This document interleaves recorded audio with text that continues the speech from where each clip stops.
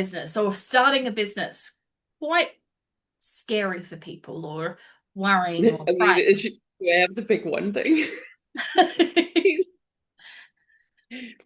I just like I was thinking about it because I put this prompt in to talk about beginnings and why they are quite terrifying, and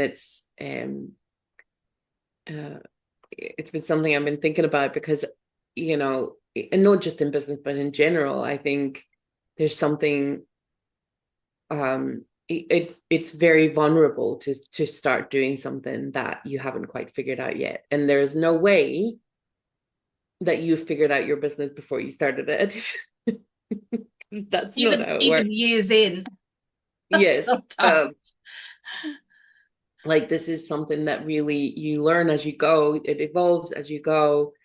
There's a new thing all the time, and it can be quite frightening, because there is that sort of vulnerability um in having to trust yourself to figure it out. Mm. I guess that's where it is, right? Like, and it would be so nice if we would have some certainty in that. Yeah, Um, yeah, but and nope. and you can read all the books in the world and they're still not going to help you. Like it gives you some strategy and some guidance, but it's still, you're making decisions and you kind of like, is that a good decision to make? And, you sort of make mistakes and learn from them. But yeah, it can make the journey of sort of getting started a little, you're sort of sitting there going, am I doing this right? Is this the way you're supposed to do it? I'm not sure. You know, Well, and this, I think that, and it ties in so much with what we do is setting up shop, because like one of the things that we always say is like we're not here to answer the questions. We're Mm, here to help you ask the right questions of yourself. Like because none of this there. I know that people profess there's like blueprints and mhm. and all of those kind of things and templates and all of that stuff, but there really isn't, because there's only one you, and it has to work for you, and it has to, and and the whatever service or product you are providing has to suit you.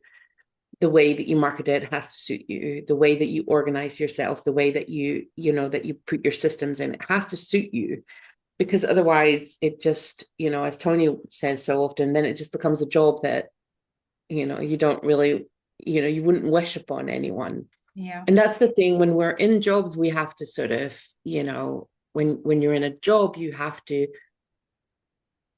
mold yourself into whatever the structure of that job is. But when it's your business, you have the freedom, but that means also the responsibility to mold the business Yeah. into a way that works for you, and that is both very liberating and very terrifying. Mm, And I think that, yeah, and sure, with more experience, that that edge comes off a little bit, but like you said, like even years into it, like you and I, we've been in business for years and we're still figuring it out, and we're still having moments when we're like, well, this isn't working. Great. I kind of I What think was I back thinking?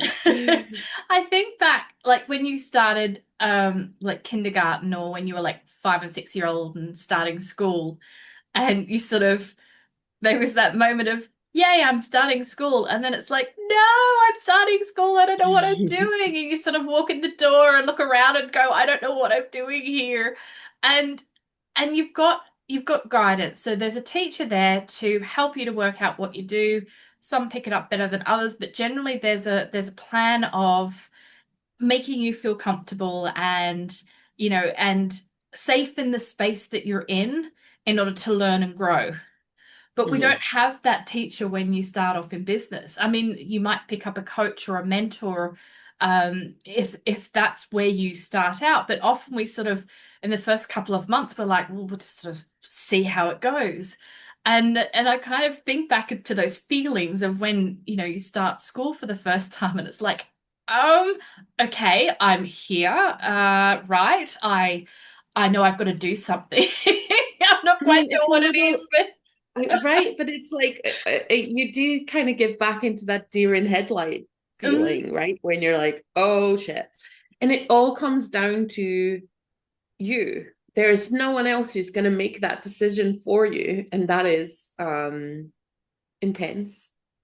Um, and I think that we all, um, just as human beings, like we appreciate when there's a little bit of a handrail, maybe. Mhm. And there are some cues as to what are we supposed to be doing, but there really isn't necessarily any, because like we said, it has to work for you. You have to figure out the ways that work for you, and a lot of that will come from trying and seeing Yeah. what works and what doesn't, because you can't always map it out.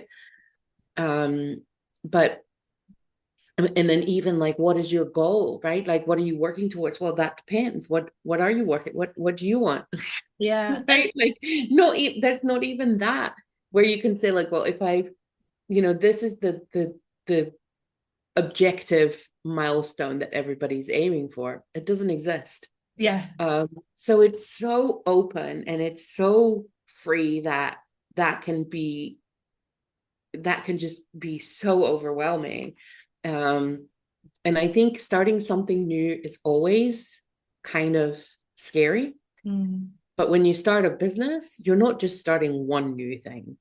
Yeah. you you are a beginner at like 100 different things Everything. all at once. And it,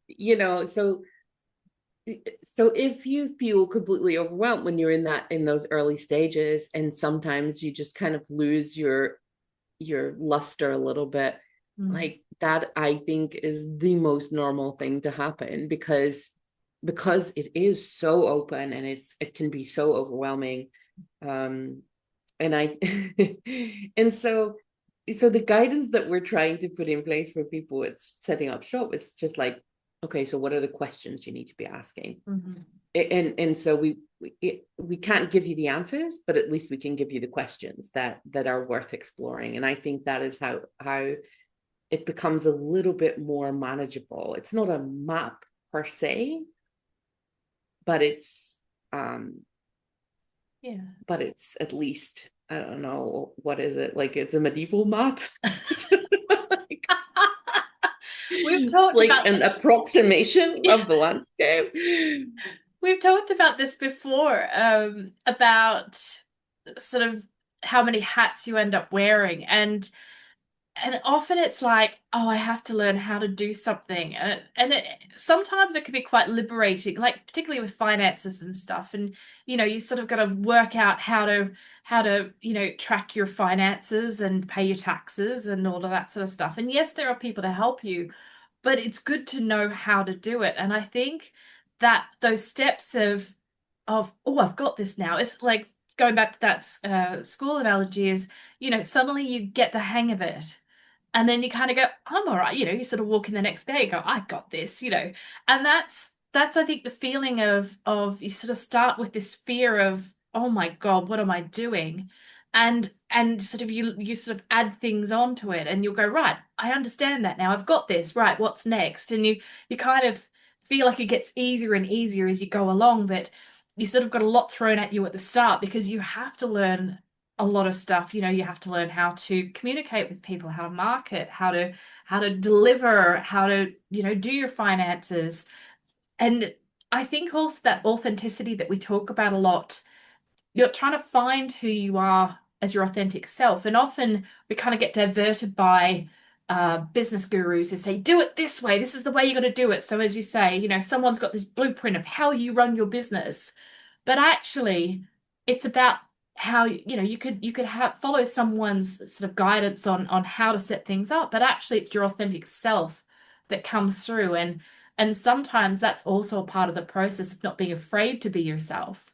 And Yeah, that can be and hard to like, and find. use right, and use the blueprints as guidance, like for sure. But you have to find the wiggle room in them as well, right? Where you can then say, like, oh, actually, if I do this way, that works better for my brain or better for my system or better within my circumstances.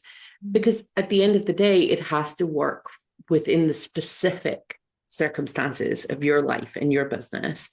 And so, I'm not saying that, a blueprint is 100% wrong, but it will maybe only be 80% right. Yeah, yeah, exactly. I think it's following sort of getting sort of the gist of how to do it, but then finding your own feet in the process and also finding what you love, what you hate, outsource the things you hate. That's quite a common thing for people to sort of learn it and then go, I don't want to do that anymore. But it's still good to learn it first, because Mhm. then when you outsource it, you still understand what the other person is doing. Because if you outsource stuff that you don't have any understanding of, then it becomes tricky.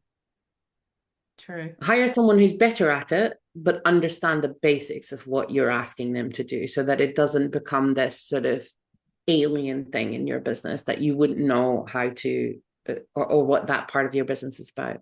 And I think also know that other business owners have been through the same thing. So they make it look easy. And often it's because they have worked through the questions, they've done the hard work, and they've come out the other side very comfortable with what they've developed. And I think that's also what we've got to understand too is, sorry, when you're in that space of development, it can be a bit of trial and error and yeah. All these years in, Louisa still mucks up her microphone settings.